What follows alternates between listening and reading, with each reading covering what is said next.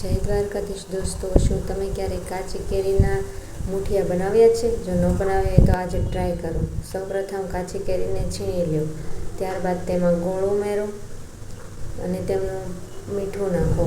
ત્યાર પછી થોડી વાર રહેવા દો મિક્સ કરીને, એટલે તેનું પાણી બધું તેમની જાતે નીકળી જશે. હવે ત્યારબાદ આપણે તેમાં ઘઉંનો લોટ એડ કરીશું. ત્યાર પછી તેમાં રવો અને બેસન નાખીશું.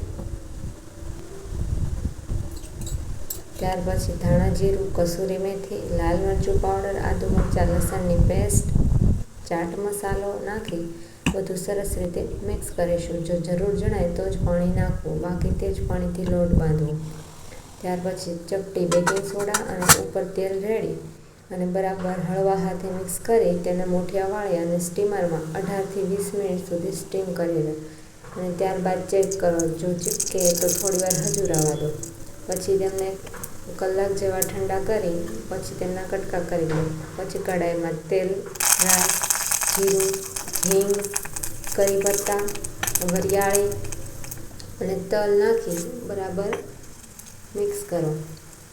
ત્યાર પછી મૂઠિયા નાખી અને સતત હલાવો, જેનાથી તે સરસ. ત્યાર પછી લાલ મરચું અને ધાણા જીરું થોડી વાર માટે સર્વ કરો. તો તૈયાર છે આપણા એકદમ ખાટા, મીઠા, તીખા, ચટપટા, મોઢામાં પાણી આવી જાય તેવા કાચી કેરીના મૂઠિયા. તમે ટ્રાય કર્યા?